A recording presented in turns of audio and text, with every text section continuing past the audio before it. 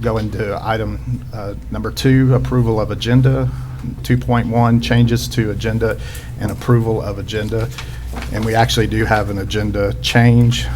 Regular meeting November 12th. Visitors agenda, added item 4.2 for workshop only. Paul Lux, Okaloosa County Supervisor of Elections, 2020 election rules pertaining to placing a referendum on the ballot at the request of Ms. Abanchek. And I'd just like to say real quick that I appreciate the board allowing me to make that change and make that request. I believe the information that Mr. Lux is going to give us will be important to the topic that we've been having over several meetings, and hopefully he can illuminate some information with that. So thank you. Thank you, Ms. Abanchek. So we'll move down to item 3, recognitions.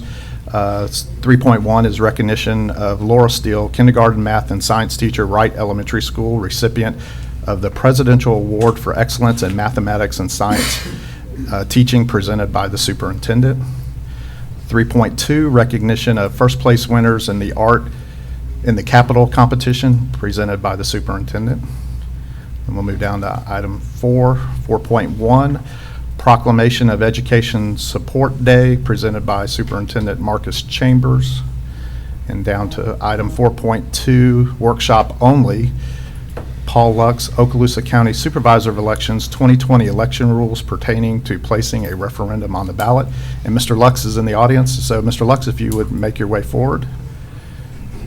And all right. Thank you, Mr. Chairman, members. Good to see you all this morning. Had a lovely drive down. It wasn't too bad this morning for north-south traffic. Great. I know that I've spoken to a number of you individually. I've spoken to a lot of different people on separate occasions about this, and so after my last time talking with member Abanchek, she was like, hey, how about just coming and talking to the whole board all at once so everybody can hear the same thing, which I'm happy to do. So our challenge with putting any referendum on the March election coming up, because it is a presidential preference primary, and right now, as things stand and are likely to stand, there are only going to be ballots for the Democrats, because the Democrats are the only ones currently scheduled to have a presidential preference primary. You just turn on any news channel and you can see the number of people running for the Democratic nomination, and that means that of our 135,000 plus voters in this county, the election we will be planning to hold for the March election is only for the 26,202 Democrats.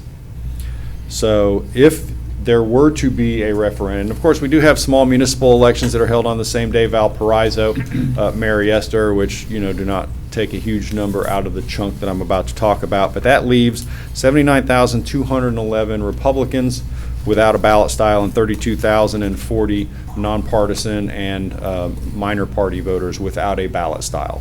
So if something were to be placed on the ballot that is going to force a ballot style for all eligible voters in the county, which of course a school board referendum would, then that would mean the cost of that is going to get passed back to the school board unless you can convince the Board of County Commissioners otherwise, and my suspicion is that won't happen.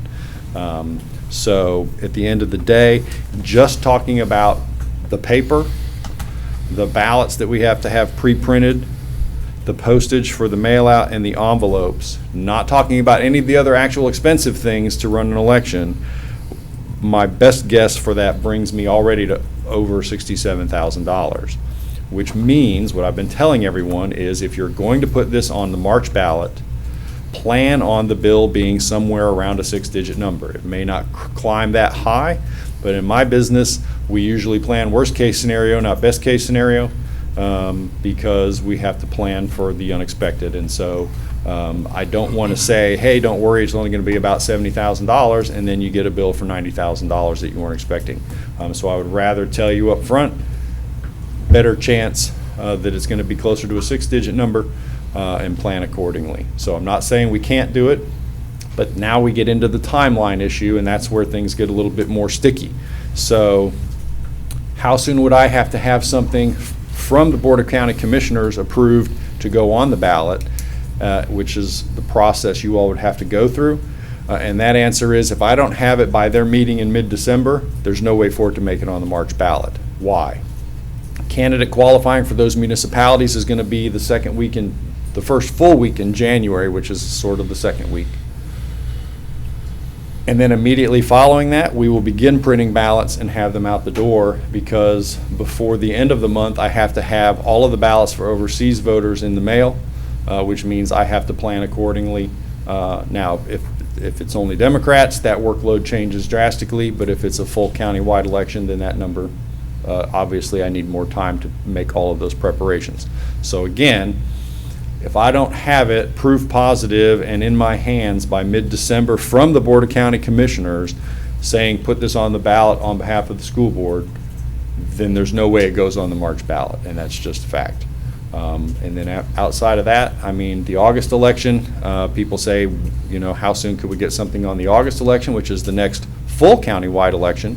The August election, I could probably hedge my bets and say if we could have it by the end of May, would give me plenty of time to get everything organized and get it on the ballot for the August election. And of course, the November election, remember, in a presidential election year, our biggest challenge is we're fighting for ballot printing space with ballot printers who, I mean, admittedly, that's their big time of year, but ballot printers, you know, for a statewide election, I'm only competing with the other 66 counties in the state that might use the same ballot printer. But when we're talking about a national election, I'm competing for ballot printing space with everybody. So literally, the minute we can certify our August primary election is the time that those ballots go off to the printer to be printed for our November election. So again, at the end of the day, if you wanted it on the November ballot, we could certainly accommodate the November ballot, but we would still need to have everything in our hands probably by the 1st of August as a drop dead date.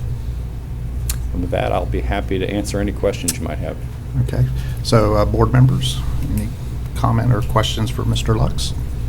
The August and November, there would be no additional charge because that ballot's already being made, correct? Well, so because those are countywide elections and there will be a ballot style for all voters in those elections, certainly school board races are nonpartisan, judicial races are nonpartisan, so that generates a ballot style for everybody.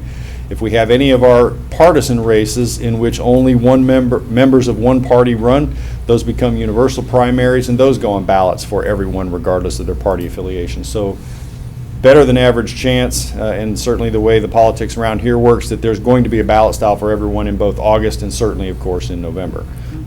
So the cost to the board for that would only be the cost of the legal advertising for whatever referenda we'd be placing on the ballot.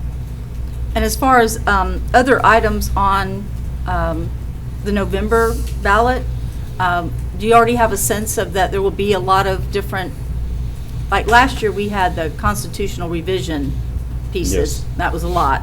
Boy, was it. So do you know, I know you may not know everything yet, but do you have a general idea of how much extra would be on that general election ballot? Well, so of course, we, like most counties, are being constantly inundated with petitions from people who are collecting them for constitutional amendment petitions done by Citizens Initiative. So I want to say there are at least 3 that have made ballot position already, and likely more by the time that rolls around.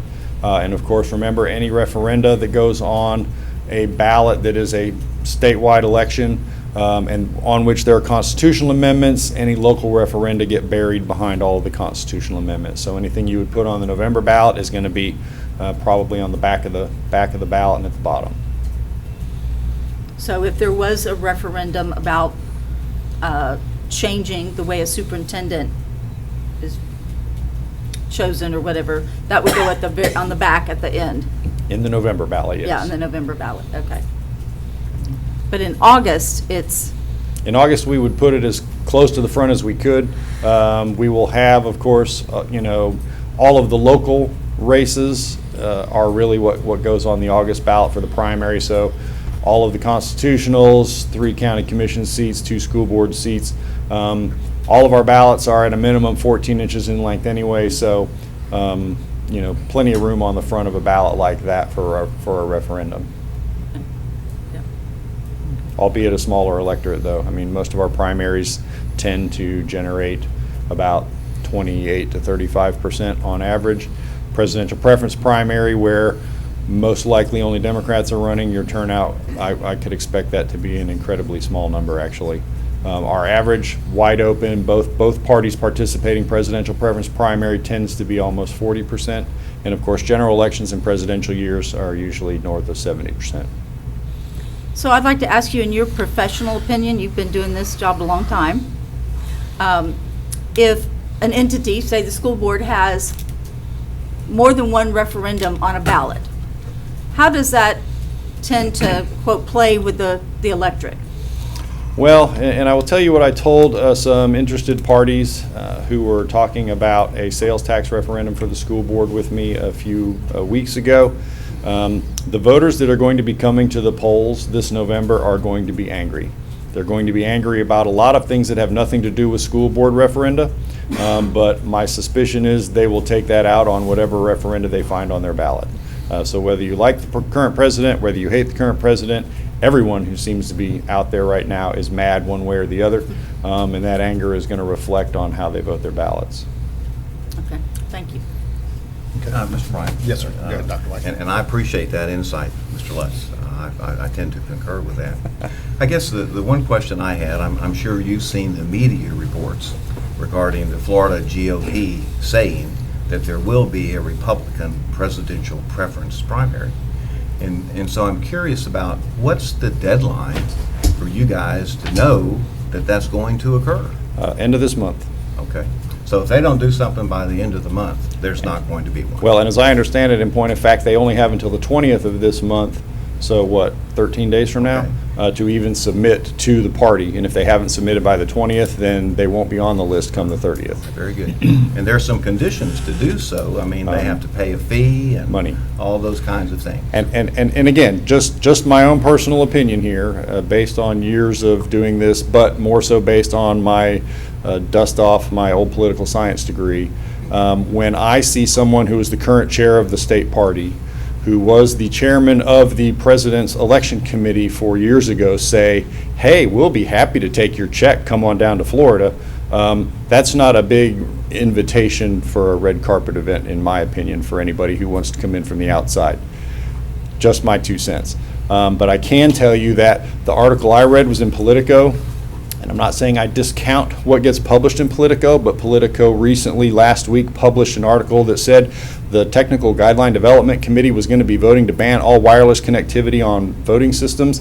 And since I sit on that Technical Guideline Development Committee, I'm just telling you we didn't vote to do that, so I don't necessarily believe everything I read on Politico.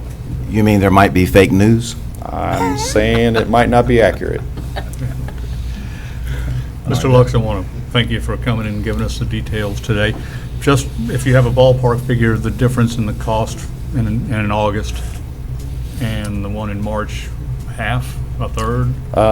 Way less. So like I said, if we are already conducting a countywide election where I am already going to be opening all the polling places, fully staffing them with poll workers, which when I gave you my earlier number of 67,000, note that I had not added in there the cost. So if I'm only running an election for 26,000 Democrats, I'm not going to plus up my polling places with additional poll workers.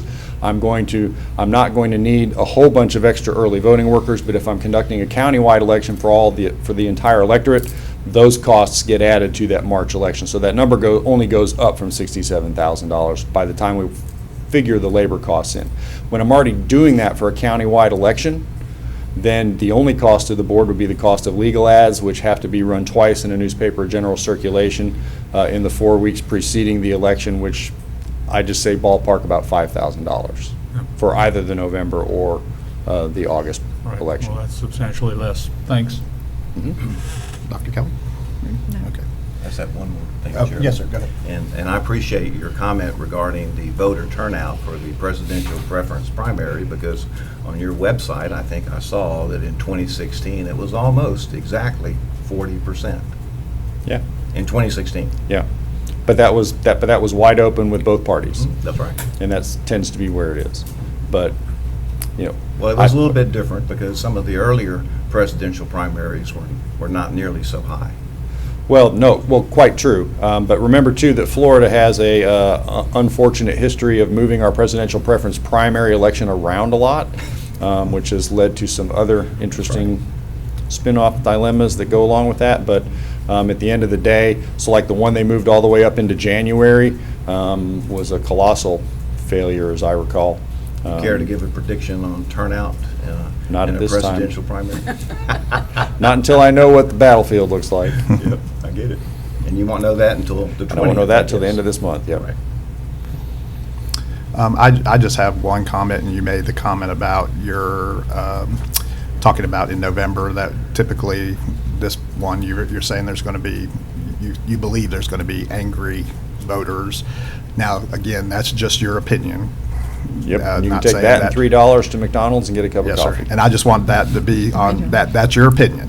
So that doesn't mean that every voter that's going to go is going to be angry, so that they won't be informed either, so.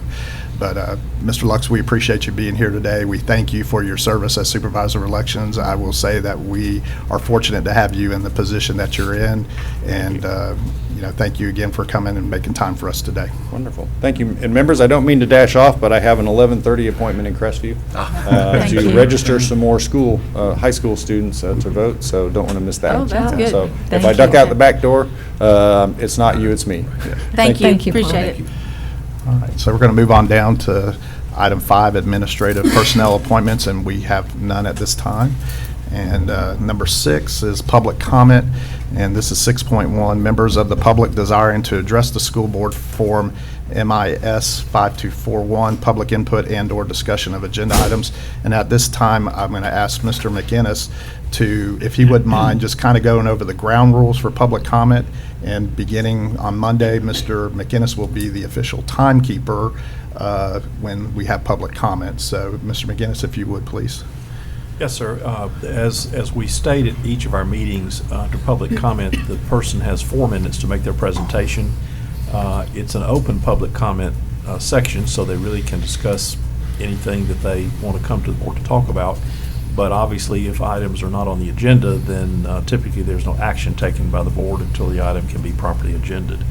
We do have a set of guidelines that everyone that fills out a blue card, I think they're actually printed on the cards, and they're asked to review those. And those go through things such as not making personal attacks, and some sense of decorum in what's being presented, although it doesn't keep them from being an advocate for an issue that they may want to bring forward to the board. So those, Mr. Bryant, are the basic rules that we follow. And since you will be the timekeeper, I will ask that when 15 seconds comes before the end of their time, that you would make an announcement to kindly let them know. That way you're the neutral party, and it doesn't look like we're trying to, Yes, sir. speed it along with that, not giving them the adequate time. So we will let them finish up, but at 4 minutes, we'll finish up and move on.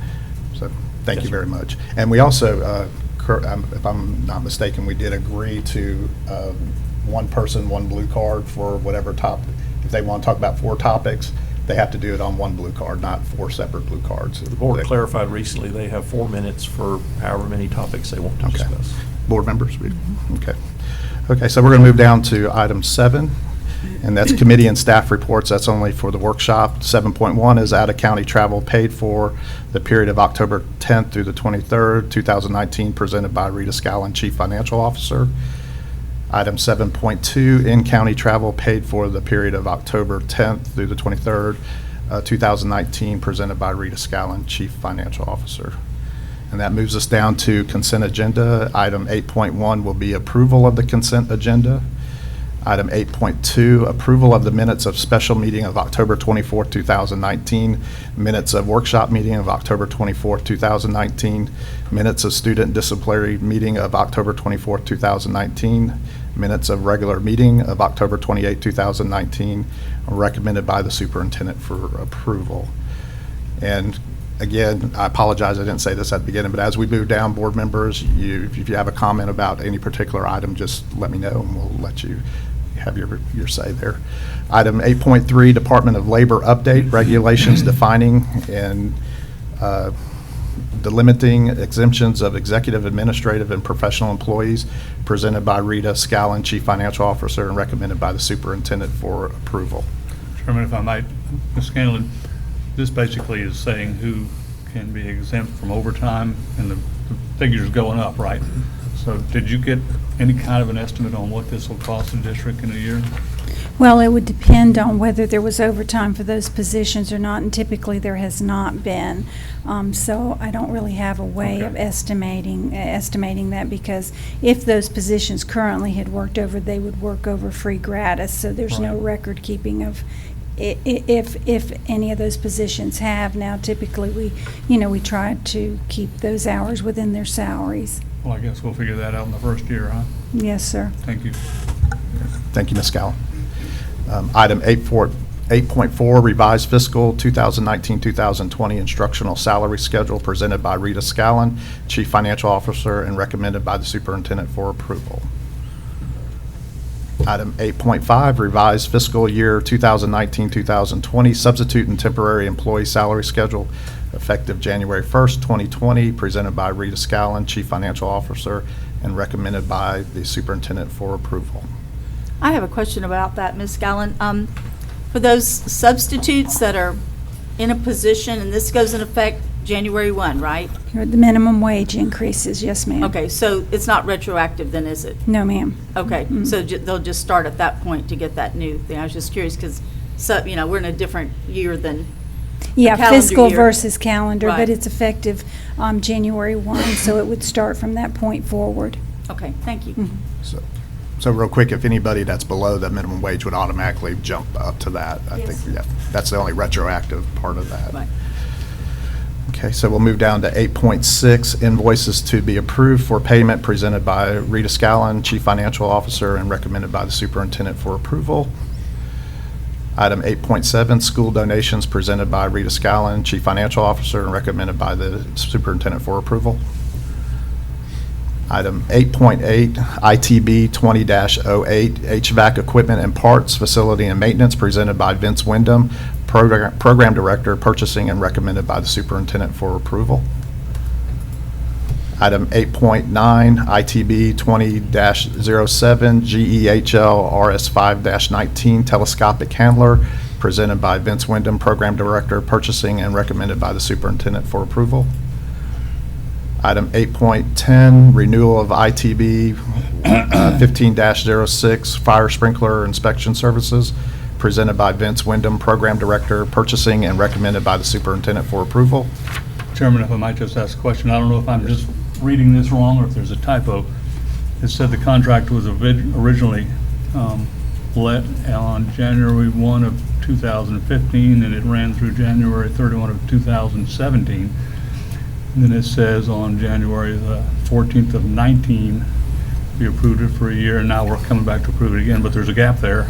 And does that mean we renewed it and it doesn't say that, or does it mean there was a gap for 2 years, or am I just not able to read today? Mr. Wyndham, if you... We'll give you a moment to read Yeah, it. and it's not of great import. I'm just was a little confused. If they were still doing it without a contract, that's okay too. But it looks like that's what happened. This was a continuous contract, so that's going to be a typo. You're talking about the renewal Okay, letter? that's it. If Right. it's a typo, that answers it. Yes, sir. Thanks. There was no gap there. Okay. So we'll need to make a Yeah, adjustment fix on that that. for. We can take care of that. Thank you, Yep. Mr. Wyndham. Any more questions regarding that item? Okay, so we'll move on to item 8.11, tag-on bid purchase over $25,000. Mingledorff's, presented by Vince Wyndham, Program Director, Purchasing, and recommended by the Superintendent for approval. Item 8.12, tag-on bid purchase over $25,000, School Health, presented by Vince Wyndham, Program Director, Purchasing, and recommended by the Superintendent for approval. Item 8.13, tag-on bid purchase over $25,000, Train, presented by Vince Wyndham, Program Director, Purchasing, and recommended by the Superintendent for approval. Item 8.14, tag-on bid purchase over $25,000, Siemens, presented by Vince Wyndham, Program Director, Purchasing, and recommended by the Superintendent for approval. Item 8.15, tag-on bid purchase over $25,000, Train, presented by Vince Wyndham, Program Director, Purchasing, and recommended by the Superintendent for approval.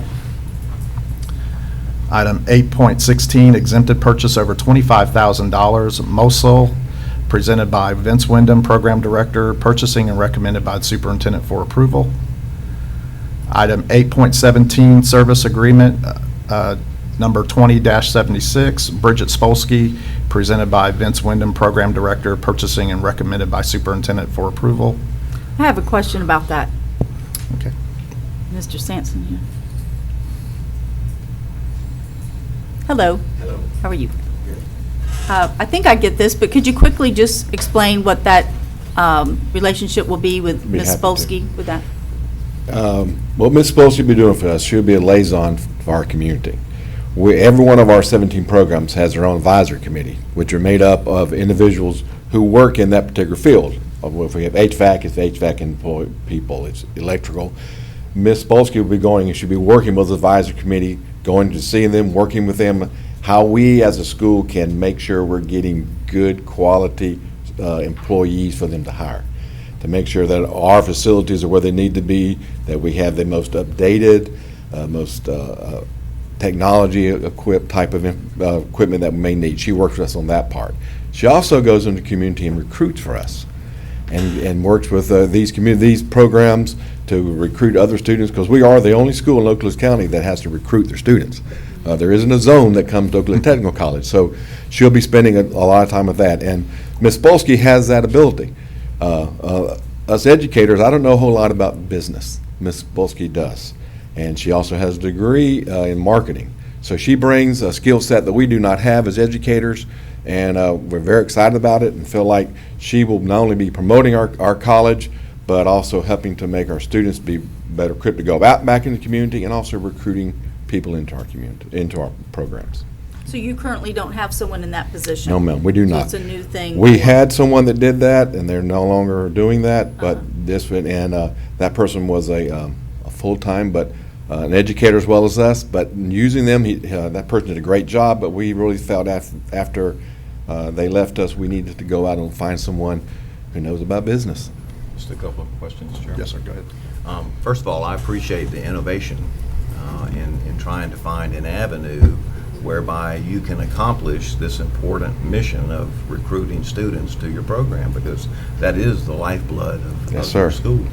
And I think before you settled on this particular method, you might have looked at some other ways of trying to find someone. Is that right? Yes, sir. We did run it through the regular employment, where we run it through the school district, and we've also talked with the union, and the union's aware of what we've done, and understands, and we very much appreciate the union understands that this is a very specialized situation.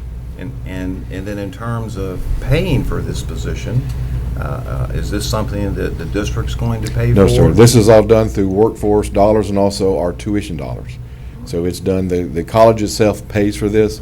It is not, it's done through what we generate through tuition and workforce. Thank you, sir. Yes, sir.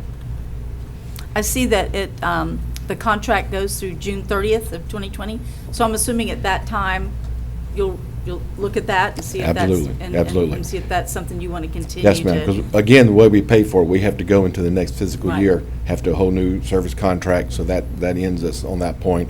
So we certainly believe that Bridget will do a wonderful job, and we will be wanting to renew her, hopefully she will want to. Yeah. So we do anticipate Yeah. that. Well, that's great. That'll be exciting to see how that, brings in Yes, your ma'am. students and gets the program. Thank you. Yes, ma'am. Yes, ma'am. Thank you. Thank you, Mr. Sampson.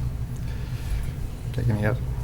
Okay, we'll move on down to item 8.18, sale and disposal of surplus property, presented by Steve Bolton, Program Director Maintenance, and recommended by the Superintendent for approval. Item 8.19, surplus of school buses, presented by Jay McInnes, Program Director, Transportation, and recommended by the Superintendent for approval. And item 8.20, surplus 750 school two-way radios, and then trade in for a discount on the purchase of replacement radios, presented by Eric Mitchell, Director, MIS and Instructional Technology, and approved by the Superintendent for approval. And Mr. Mitchell's here if anybody. No, I've used Did some I- of those old okay. radios. Is it okay, I'm going to ask it crazy. The Motorola 750, right? No, ma'am. 750. That's what I thought. Okay, we have 750 Items. old school radios? No, ma'am, we have way more than that. Okay. 750 are what qualify for the trade-in. Okay, So we're pulling the radios, trading them in, and as a result, when we buy the new radios, our purchase price is actually going to be discounted from what was actually bid by the company. so how many radios do we have out there in service in our district? That's a good question. I want to say the numbers that we're pulling in is probably closer to the 850 Really? mark that we've been pulling out. There was about, I'm being told about, no, it could be actually a little bit higher because I know that we've got about 100 radios that didn't qualify. We had another group that actually were great radios and they were actually in this set, but value-wise were actually worth more than the trade-in value. So we held those back as well. So any radio we thought we could reuse by just replacing something to make, an antenna or something to make it back in the operation, we kept those. So this is only the radios that we don't feel have any value left in the schools, and to get a discounted cost of replacing those just works out great. How does this relate to our umbrella of safety? Having these radios, where does it fall? Or It's does difficult it? for me to answer that question publicly. Okay. I But understand. I can tell you that radios are an integral part of all Okay. school communication. Okay.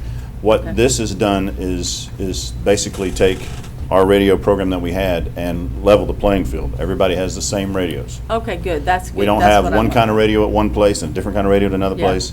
It's all the same radios. There's a Yes. lot more involved, but that goes beyond what we can discuss here. I understand, but that answers my question, that everybody's Mm-hmm. on the same, Yes, ma'am. can I say wavelength? Sure. Frequency? And I see Mr. Horton's coming up. Okay. And I will just add one thing to that, Ms. Vancheck. I said, I think there was a time in the past where on larger campuses, the PE coach, maybe with a radio out on the field, would have to relay information back into the front office. That is no longer the case. So I think that it's fair to say that we have robust and complete radio coverage throughout campus. Great, thank you, yeah. that's And I think I can say that there is a good security component, so this is an improvement. And follow up on that, I would concur, and from what I understand, that, and this frankly is good for the public to know, that we have enhanced our radio capability to provide for the safety and security of our students and staff and those folks via these radios and via the kinds of things that the superintendent, Mr. Destin, that you've done. And that certainly assists us with our deterrence in terms of any kinds of concerns. So this is a tremendous asset and a vast improvement over what we had in the past, similar to what Parkland had. Absolutely. Good. Any more questions? Thank you, Mr. Mitchell. Okay, we'll move on down to item 9, Superintendent's Human Resources Recommendations. We'll start with 9.1, Employees on Administrative Leave, presented by Dr. Lee Hale, Assistant Superintendent, Human Resources. And these first two are just informational only. Item 9.2, Deferred Retirement Option Program, the DROP, presented by Dr. Lee Hale, Assistant Superintendent, Human Resources. Item 9.3, Request to double fill the principal position at Okaloosa Technical College Choice, presented by Dr. Lee Hale, Assistant Superintendent, Human Resources, and recommended by the Superintendent for approval. And item 9.4, Department Staffing Restructure, presented by Dr. Lee Hale, Assistant Superintendent, Human Resources, and recommended by the Superintendent for approval. Item 9.5, Personnel Recommendations, presented by Dr. Lee Hale, Assistant Superintendent, Human Resources, and recommended by the Superintendent for approval. Item 9.6, Employee Transfers, presented by Dr. Lee Hale, Assistant Superintendent, Human Resources, and recommended by the Superintendent for approval. Item 9.7, Employment Separations, presented by Dr. Lee Hale, Assistant Superintendent, Human Resources, and recommended by the Superintendent for approval. Item 9.8, Request to authorize the district to consider the application of former employee Holly Edson for the position of bus driver, presented by Dr. Lee Hale, Assistant Superintendent, Human Resources, and recommended by the Superintendent for approval. Item 9.9, reinstatement reimbursement of sick leave due to line of duty illness, injury, medical examination, presented by Dr. Lee Hale, Assistant Superintendent, Human Resources, and recommended by the superintendent for approval. Item 9.10, leave without pay, presented by Dr. Lee Hale, Assistant Superintendent, Human Resources, and recommended by the superintendent for approval. And now we're at item 10, discussion agenda. Any items that need to be moved from consent agenda? And seeing none, we'll move to item 11, construction program owners business, representatives business. Item 11.1, program status report by the board's representative to the construction program. And Mr. Destin, we'll turn that over to you. Thank you, Chairman. As you can see, we are moving forward with Pryor Middle School's kitchen renovation, doing some work at Longwood. And I think we have a meeting on Monday, so we'll have a more detailed report. And again, thank you for your service to that role. 11.2, TPM program number 6, task order number 6, pre-GMP Pryor Middle School kitchen renovation, presented by Dr. Bill Smith, Program Director, Facilities Planning, and recommended by the superintendent for approval. Item 11.3, TPM program number 6, task order number 7, pre-GMP Longwood Elementary corridor construction and site fencing, presented by Dr. Bill Smith, Program Director, Facilities Planning, and recommended by the superintendent for approval. Okay, moving right along. Item 12, Information Technology Seat Management Contract. 12.1, CACI task order number 2-148. New security cameras at Longwood Elementary, presented by Dustin Keith, Specialist Seat Management, and recommended by the superintendent for approval. And 12.2, CACI task order number 2-151, installation of 6-strand fiber at Best Chance, presented by Dustin Keith, Specialist Seat Management, and recommended by the superintendent for approval. And now we're down to attorney's business. Mr. McInnes? No report today. Thank you, sir. And item 14, superintendent's business. Item 14.1, out-of-state student field trip request approved by the superintendent. And now to your part of the program, sir. Yes, sir. So I'll be short and sweet today, but I do want to say, just like many of you, Veterans Day is approaching, and we've been to a lot of ceremonies where our veterans are being honored. It was interesting yesterday to be at an event, a gentleman 102 years old, 100 years old, so individuals who were there from World War II, and it was very enlightening to have a conversation when you hear them talk about World War II and hear their love for this country. That was something that I very much appreciated. And the gentleman who was 100 years old got out of the chair, expeditiously came to the podium, and it was just interesting to see how in shape a 100-year-old man is. So that was great. But the community supporting Veterans Day, I think, as you all know, is outstanding. Each of our schools are celebrating Veterans Day in different ways. We were at Ruckle Middle School this morning, but just multiple celebrations throughout the school district, so that is great.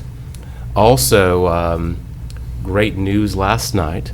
So we have Sharon Bartless-Wheelis. She's one of our school psychologists, and she was just surprised went down south. She was actually the Florida Association of School Psychologists School Psychologist of the Year. So we'll be bringing her forward at an upcoming board meeting to honor her and recognize her. But she does a great job for the school district, and to be recognized throughout the state, I think that's absolutely fantastic. That's all I have today. Thank you, Mr. Chambers. And we'll move down to 15 board members' announcements, requests for information. And I would like to start with Dr. White, sir. I'm going to let you begin. Well, I certainly appreciate the confidence that the school board had in me the last 3 years, and just about the only way I can sum it up is to say that it was a learning experience. And what I have is that I have a list of duties and responsibilities that I had no idea what the school board chairperson did when I assumed that position. And over these years, I've kind of built a list, and I think because I can't really talk about it any other time except when we're together, that what I'd like to do is provide that list to Mr. McInnes, and then also to Ms. Crawford, and then it would be something that would be deposited with the school board so that future chairs would have access to that and kind of have an idea of some of the kinds of things that routinely on the board we might not see. Okay, so I'll do that. And the other thing I would just point out that one of the big responsibilities is to provide for the evaluation of the school board secretaries, and that's something that the school board chair has been doing for quite some time. And I would just communicate, there is a timeline for that, and that's why I'm communicating that so that we maintain the continuity of providing those evaluations. There's also some decorum type matters, and one of the things that I learned was that before we call staff to the podium, normally we would defer that to the superintendent and to make sure that he's in concurrence with us calling forth his employees. And we've never had an issue with that, and in fact we've been very informal with that. But I would just point out that my experience proved to me, particularly in my first year, that that was something that was more than expected to occur. Okay. So with all those remarks, that's all I've got, and I just appreciate y'all, and thanks for your help. There are many times that I made mistakes and tried not to offend anyone, but if I did, I apologize again for anything about that. So thank you, Mr. White. Thank you, Dr. White. Mr. Destin? I don't have anything today, Chairman, but I do want to express my gratitude to Dr. White for his 3 years. It's quite a bit more responsibilities than the rest of us have to shoulder during that time period, and he put in the time. Thanks, Duke. Ms. Vancheck? Yes, and Dr. White, thank you for your leadership. You were board chair before I even became a candidate for this position, and so you helped me with that when I was still a teacher, and I appreciate all you've done, your leadership, and I know it was quite a lot of work, and I appreciate that. And I also want to congratulate Mr. Bryant for now becoming our chairperson, and Dr. Kelly for being the vice, and we look forward to your leadership. I just have one thing. I've got my Baker fan because this Saturday, the Lady Gators from Baker, the volleyball team, will be taking on Sneed's School for the state semifinals in volleyball, and it's at Baker, 2 o'clock Saturday. So come on out and let's cheer on those Lady Gators and hope they can take it all the way. So thank you. Dr. Kelly?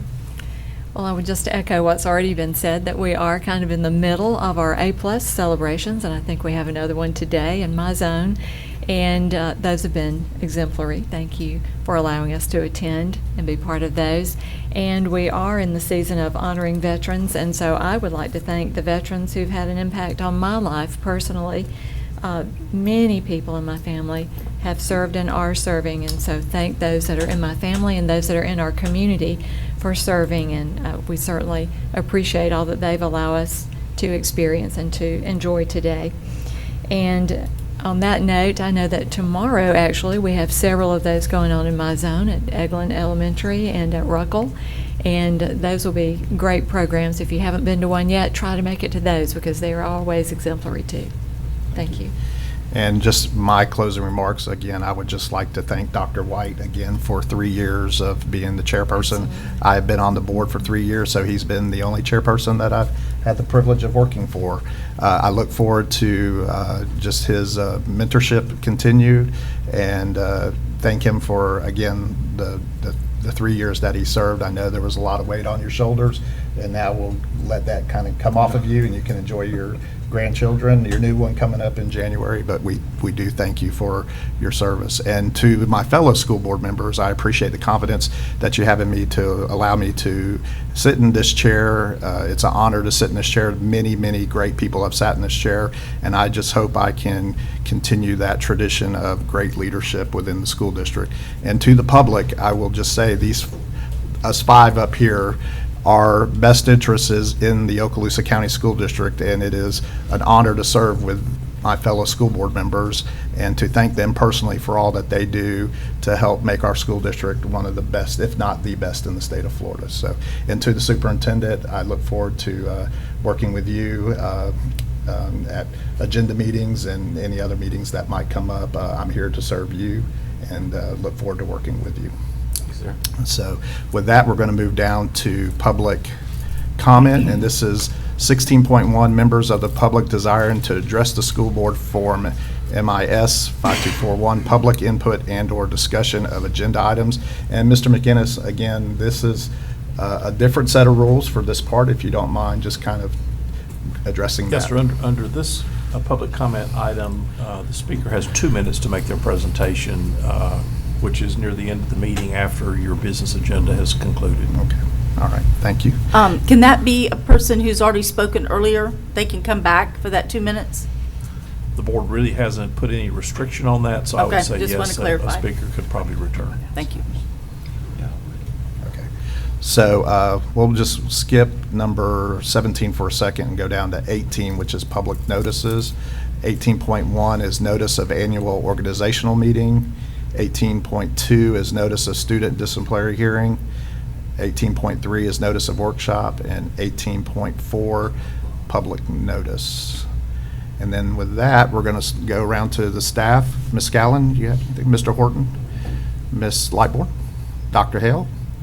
Jordan? Mr. Butler? Okay, and in the words of my predecessor, Ms. Thigpen, let's take it to the house. We're adjourned.